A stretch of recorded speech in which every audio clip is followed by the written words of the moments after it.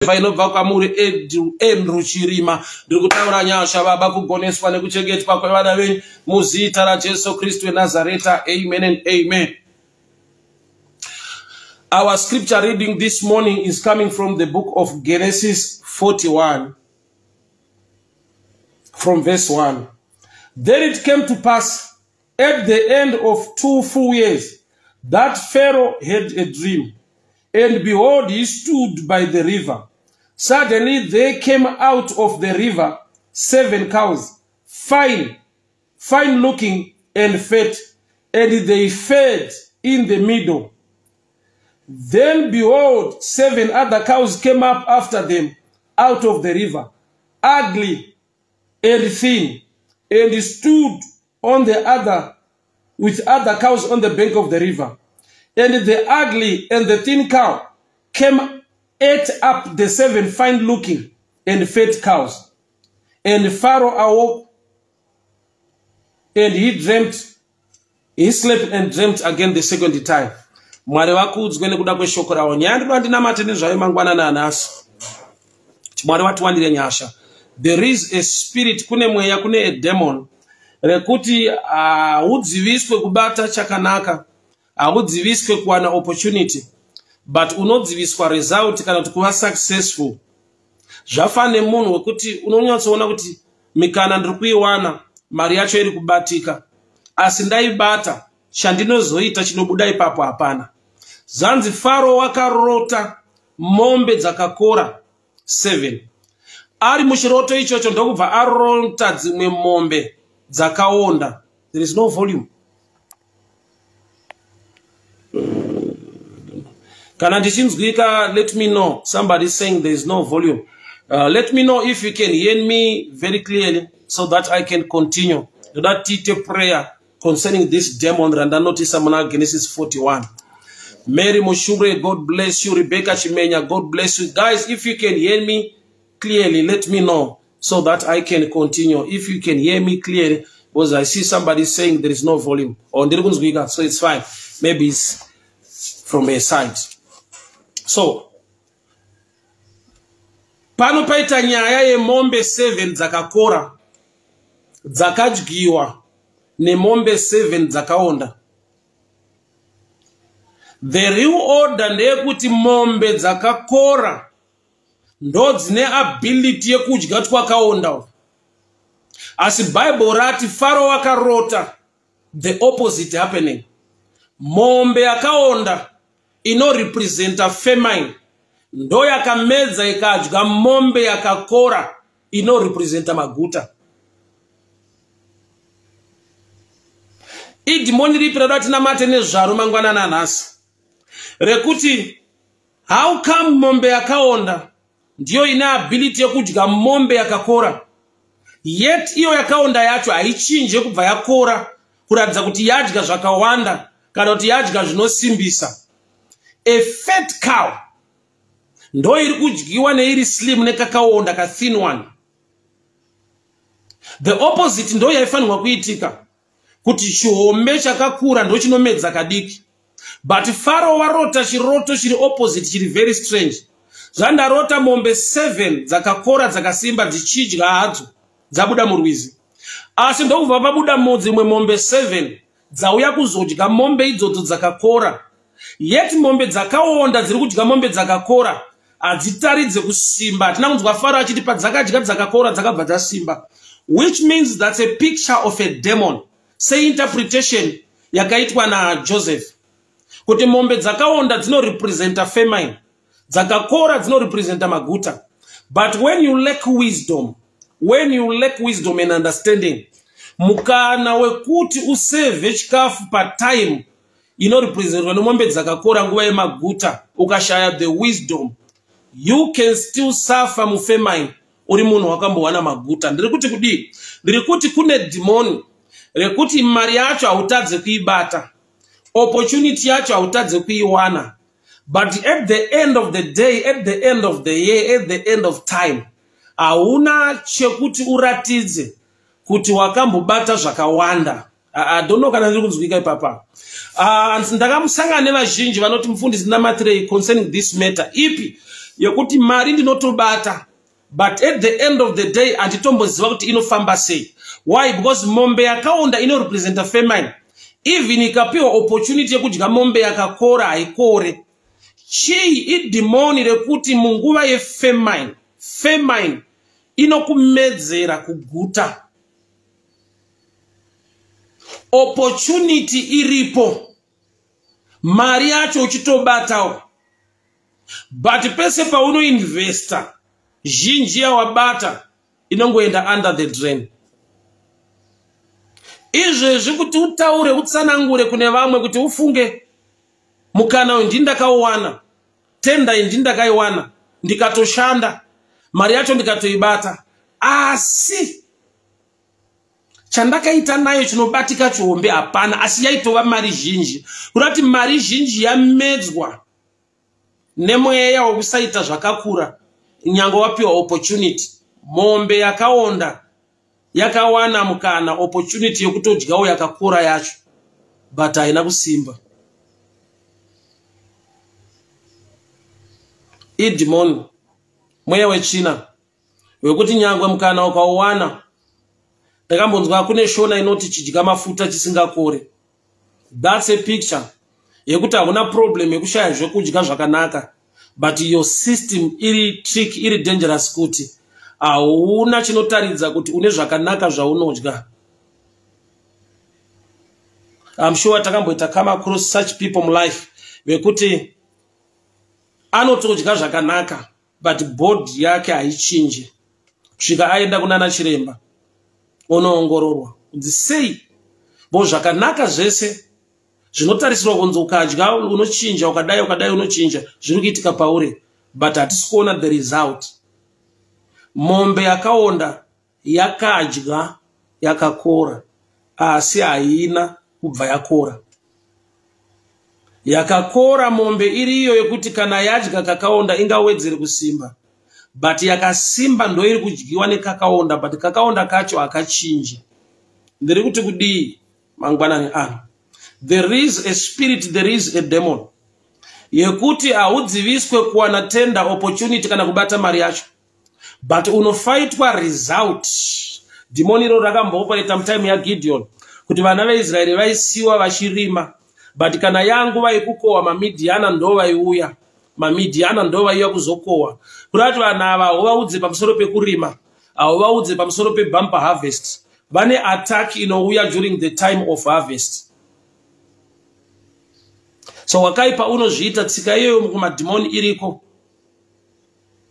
yekuti hauna dambudziko rekushaya, une dambudziko rekuti nyangwe mukuwana kwako life yako haichinja, hapana chinobatika, hapana chinoendeka. Mombe yakaonda yakamedza yakakora, but haina kukora nokuti yadya mombe yakakora, kanoramba kakaonda iko kadya zvakawanda.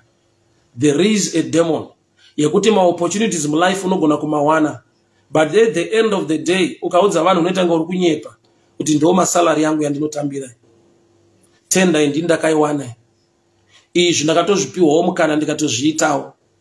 Ana ninge vaenda katoita nawo zvo vari successful, takatova pamwe chete tikatoita tese, but pane chisina kuratidzika nekubatika mandiri. That's the demon of a thin cow. That's a demon of a thin cow yakaita swallow a fat one. Nokuti David achiinterpreta dream unotaiwa mombe yakakora inorepresenta maguta. Mkoma tinasha, how are you doing my brother? God bless you. Mombe yakakora inorepresenta maguta, yakaonda inorepresenta nzara. But indava nzara yakugona kudya maguta. Kurauti unogona kupinda musizeni yekuguta, musizeni yekubudirira. But nokuti muupenyu wako mune a demon rekuti even uri musizeni inonzi yako yekubudirira, vanhu vachitochema vachitoshuvira kuti dai vaona opportunity seyako, but at the end of the day ivo vasina kuwana opportunity seyako, pane pavanozokutarisa vongoona kuti inga tinenge takangofanana. Mukana akauwana, but things have not changed in his life.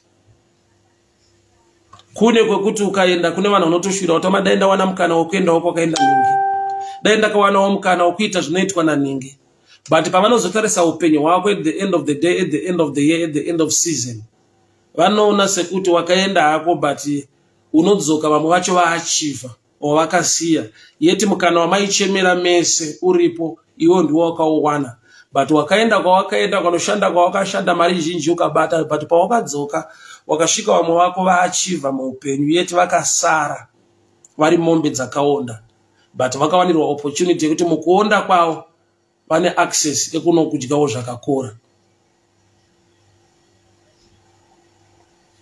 Dai Mwari vatibatsira. Ndoda ndinamata hama yangu mangwanani ano. Mwari vatiwanire nyasha. Tine vanhu vane access kune vamwe vanhu vatinoshuwira kuti dai access iyo yakapiwa kwatiri takawawo close nevanhu ivavo taigona kuachiva nekuita zvinhu. But there are times yekuti the demon ari kufight kusava close or kusava access nemwe munhu, but rinokufighta the benefit of the blessing yekuva close nekusoseta nemunhu iye. Pane pamwe pekuti munhu unotokudza anenge achitotaura chokwadi kuti I'm close to so and so, so and so is close to me, tinotofurerana tinotaura, and ukatarisa munhu ari kutaura nezvake munhu ari pa higher level, munhu akachiva zvinhu muupenyu, yet iye ari close vachizivana, but nothing is changing. Kuti pakasimuka mweya wekuti nyangwe uri pedyo nemombe yakakora munenge muchingodyirwa mikana nemombe dzakaonda.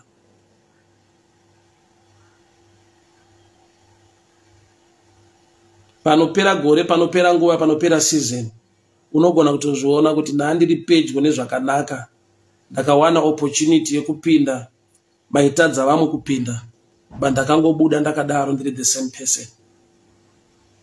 Tine munhu wekuti akakutsanangurira kuti mari yakati ndo yandinobata, salary yakati ndo yandinototambira, mikana yakati, matenda akati ndindakamawana, opportunity ndindakaiwaniswa, but anogona kushayiwa pekugara. Chaakangogona kuita chete kungodyawo, but nyangwe adya haana kukora, haana kusimba, hapana chakachinja maari. There is a spirit, there is a demon of a thin cow. Mombe yakaonda iri kutodya yakakora.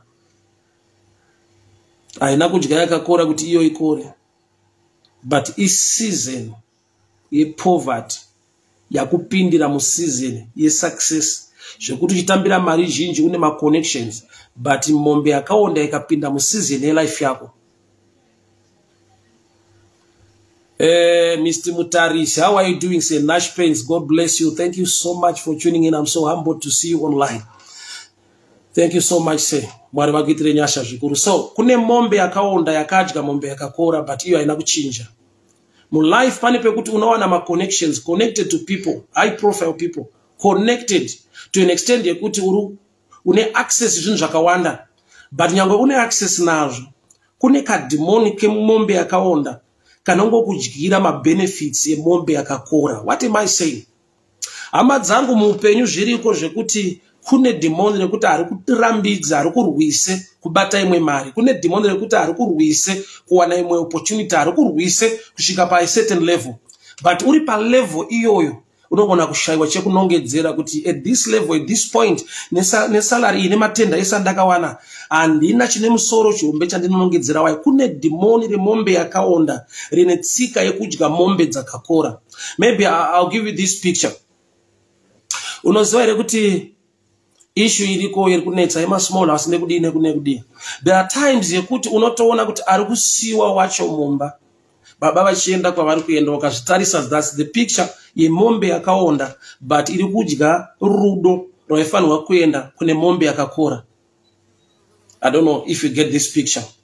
Ukazvitarisa kune mademoni, kune mweya yechina yekuti mai vari kusiwa mumba, baba vachienda kwavari kuenda kwacho ikoko. Dai zvaigona kunzi vanhu vanomiswa apa otarisa chiri kunyanyotsvagwa nekuri kuendwa, uchatoona kuti kuri kuendwa kwacho ndokune mombe yakaonda. Mombe yakakora iri kutorerwa rudo, uri kubvutirwa. Murume ndewako, but rudo rwakabvutwa nemombe yakaonda. That's a demon yekuti hautadze kuroorwa, haushayiwe munhu anenge ainewe mu relationship, but chaunongoshayiwa bedzi rudo rwacho. Bible rangu rinoti mukadzi muSamaria patsime akanzi naJesu, enda undoshedza murume wako. Ndokubva ataura achiti handina. Saka naJesu ataura chokwadi kuti hauna, nokuti wawinaye haasi wako. kureva kuti panga paita a difference pakati pehusband nemen iri mumba. Zvinoitika ndofunga madzimai vanogona kunipupurira kuti munhu anogona kurarama a life yekunge ishirikadzi but ari married. Kune munhu anogona kurarama upenyu hweshirikadzi iye aine murume. Why? Wakaipa haana kukurwisa kuti ushayiwe murume. Wakaipa anokurwisa kuti uregere kuenjoya chinonzi marriage. Wongoenjoya bedzi, wongorwadziwa nekuchema kusvika ufi, but murume wacho unaye. Kune dhimoni remombe yakaonda rinogona kumedza yakakora. Mari zhinji uchiibata muruoko, panopera gore, panopera season, hauna chekunongedzera achievement yaunogona kuratidza kuti because of this opportunity, because of this connection, this is the blessing or this is the benefit. Hapana. Vanhu vachikuona vanoadmire, vanenge vachitochemerawo opportunity yawakawana kuti zvako, vanhu vanenge vachitokuyemura. But kune demoni remombe yakaonda. I don't know whom I'm talking to. Kune demoni remombe yakaonda. Unenge uchitongokwira ndege up and down. Chienda vanhu vachikuyemura uchidi. But gore rapera chekuti ugone kunongedzera pamaflights ese awakaita kwese kwawakaenda. Unosvika paunorwadziwa nekuchema kuti handizive kuti zviri kufamba sei. Kutaura ikoko ndofunga vazhinji takambosangana nako kuti munhu anenge achiudza kuti handinzwisise. Kuti pandinoibata zvinoita sei handinzwisise. Kuti opportunity ndinotoiwana but handizive kuti zvinombofamba sei. Kune dhimoni remombe yakaonda rinogona kumedza nekudya yakakora. Kurati opportunity neseason yemaguta inouya mulife mako but auguti, auachieve. Kune mweya wemombe yekuti kana yadya yakakora. So thank God for Joseph. Don't dinamate concerning the gift yakaiswa naMwari muna Joseph. Wakagona kubalansisa nokuti akainterpreta the dream with wisdom and understanding. Kuti mambo opportunity ichauya yekuti ticharima tichakowa. But tisatendera mafungiro asiriwo pakupreserva nekuchengetedza govo. Nekuda kwokuti pachasimukawo futi imwe season 7 years dzenzara. So 7 years dzenzara ndo dzinofanirwa kuva nepower yekuti tigone kubalansisa kuti tikana tachengeta zvatinowana mu7 years dzemaguta tova successful, haticheme nenzara mu7 years dzenzara. Kureva kuti toda tinamate pamusoro pewisdom, pamusoro peuchenjeri, pamusoro penyasha dzekugona kuita zvinhu. Nokuti pamwe pacho uchatoona kuti chakapa kuti vanhu varegere kufa nenzara haisi nyaya yekuti mukomana akainterpreta dream the right way. Inyaya yekuti wakava newisdom after interpretation. Wakava newisdom yekuti ngatiti taguta mu7 years to preserve chimwe chibage, chimwe chikafu chinoti sustaina. Kureva kuti zviri kungonzi pa7 years dzekuguta munenge matopiwa futi 14 years mu7. Saka pakudiwa wisdom dzekugona kuburitsa dzimwe 7 mu7 dzamapiwa. Kurati taakushotora kamombe yakakora yamedzwa nemombe yakaonda. The wisdom to bring out. I'll repeat again. 7 years dzemaguta tikapreserva chibage chedu chakanaka mu7 years dzenzara tinosurvive. Kureva kuti Mwari pavari kutipa 7 years dzemaguta pakudiwa wisdom inoburitsa dzimwe 7 to make 14. Nokuti 7 dzenzara dzemaguta dzinoteerwa ne7 dzenzara, which means 7 dzenzara i14 by wisdom.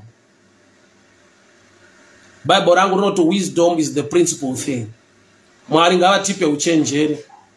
Mikana tinogona kusangana naye muupenyu, but tikaleka wisdom, tikaleka favor ya Mwari, tinozodemba takungonongedzera kuti taivako, taita navo, takazviitawo, takaibatawo, but pasina chinotaridza kuti tine zvatakaashiva nekuda kwemikana iyoyo.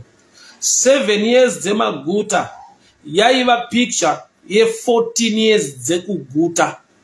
Nokuti 7 dzenzara ndidzo dzinofanirwa kumedzwa ne7 dzemaguta. Saka pakudiwa wisdom yekushotora mombe iri kuda kumedzwa nekakaonda, iyo iriyo mombe yakakora inofanirwa kumedza kamombe kakaonda. Mwari ngaatipe a mind, Mwari ngaatipe grace, ngaatipe wisdom dzekugona kushotora success iri kuda kumedzwa nemasizens ari kutirwisa. Mwari ngaatipe nyasha, Mwari ngaatipe nyasha, Mwari ngaatipe wisdom. Pashoma yaunobata Mwari ngaakupe wisdom, uite zvikuru, uite zvizhinji. Pane iripo sofa, pashoma iripo, pamukana uripo, Mwari ngaakupe wisdom, Mwari ngaakupe nyasha. Uregere kubvutirwa zvakakora nezvakaonda, uregere kudyirwa mombe yake yakakora nemombe yakaonda. Takuda the ability yekushotora mombe yedu iri kuda kumedzwa nekamombe kakaonda. Chese chinoda kubiwa muupenyu hwako, Mwari ngaakupe simba rekuchidhonza rekuchishotora kubva mumuromo wemombe yakaonda. Every demon rinoda kuba nekukudyira opportunity nemukana, Mwari ngaakupe wisdom yekugona kushotora mombe yako inoda kumedzwa nekamombe kakaonda. I see somebody, there is a blessing coming over your life, but there is that demon yekuti nyangwe blessing yo yauya mukana yo wauwana kune kamombe kakaonda kakangomirira kumedza, kakamirira kumedza profit yebusiness rako, kakamirira kuti kana profit waita kune chirwere chinogona ngosumuka chinokutorera mari yese. I'm sure I've come across people kuti paanobata zhinji kune matambudziko mazhinji anosimuka. Paanongobata mari mwana anorwara, paanobata mari urwere hunosumuka mumhuri, paanobata mari ndufu hadzipere kumhuri. Baba nezita raJesu, Baba nezita raJesu, mweya yemombe yakaonda inoda kubvuta profit dzavana venyu pavanoshanda, mweya yemombe yakaonda inoda kubvuta rudo marelationship yavana venyu avari Baba, ndiri kutaura nyasha, tinoidhonza, tinoishotora mombe inoda kumedzwa nezita raJesu, nezita raJesu, nezita raJesu, nezita raJesu. Mombe yakaonda Baba haigone kumedza mombe yakakora. Tiripo tiwanireiwo nyasha Baba pamikana yamakatipa, pafavor yamakadurura muupenyu hwedu, iregere kubvutwa nemweya china semamidhiana aiuya panguva yekukohwa votora Gore vana veIsraeri panguva yaGideon. Mwari waGideon, mutsvene wazuro nhasi namangwana, ndiri kunamata Baba every opportunity yamuchapa vana venyu zhinji yavachabata muruoko rwavo, ive nechirevo, vaite zvinoendeka, vagone kunongedzera nyasha nekugoneswa nemi Baba. We pray for wisdom, we pray for wisdom, we pray for wisdom in the mighty name of Jesus, in the mighty name of Jesus, in the mighty name of Jesus. Ndaramba Baba mombe dzakaonda kumedza dzakakora, ndaramba Baba madhimoni emombe dzakaonda ari kurwa neprofit yebusiness rangu, ndaramba madhimoni emombe dzakaonda anoda kudya zvakakora zvandakatenderwa naMwari kubata. Ndino declare favor nenyasha Baba. Every plan of the enemy must be put to shame, every negative voice must be silenced in the name of Jesus, in the name of Jesus, in the name of Jesus. Mwari wenyasha, mchene wakatendeka wakarurama, Mwari wamasimba ose, ndakupa imbiri, ndakuremekedzai, ndakuongai mangwanani ano, nokuti makarangarira Josefa in a foreign land, mukamupa uchenjeri, mukamupa wisdom Baba. Zara yakauya but Mwari vakana success nokuti makaririsa uchenjeri mari Baba. Every challenge coming against your people, we pray wisdom to come out, we pray wisdom, we pray for wisdom. Ndanamatira uchenjeri Baba pane zvatinobata nemaoko, mweya inoda kubvuta blessing nefavor yamakatendera kuti ibatike muupenyu hwedu. Ndiri kutaura nyasha, ndinotaura kugoneswa, ndinotaura blessing nefavor in the mighty name of Jesus. Mangwanani andonamata Mwari mweya wokunjira. Amen. Tirekere kuti nemweya chino yekuti zvinhu zvakanaka but isiri pfungwa yakanaka muupenyu hwako. Zviri nani kugara usiri kupalasi uri murelationship chibuilda upenyu hwako than kunzi uri kupalasi uchiwestwa. Zviri nani kubuilda bishana upenyu zvinhu zvichiendeka than kunogadzikwa pekuti nekubuilda chinhu wani cheupenyu hwako unokanganwa. Wakura wachembera, you be kicked out. Usarenda makiye mota yacho, usarenda dzimba dzavo, mudzokera kumusha usina chauinacho. Ungoudza vanhu dza story. Taigara mameetings, taenda kana neteke meeting South Africa. Vana vagare mumatiketi endeki. Zvese zvaunenge wakutaura wastage yakaitika mulife mako. Timoni iro ririko. Usagarairwa kuti hauna chauri kuachiva nekuita muupenyu. Uchinakidzwa nekuvaraitwa nezvinhu zvisina basa. But zvauri kutadza kuva nemeso emweya yekuona kuti mupalasi mambiri saMozisi Gift as a deliverer of the people of God.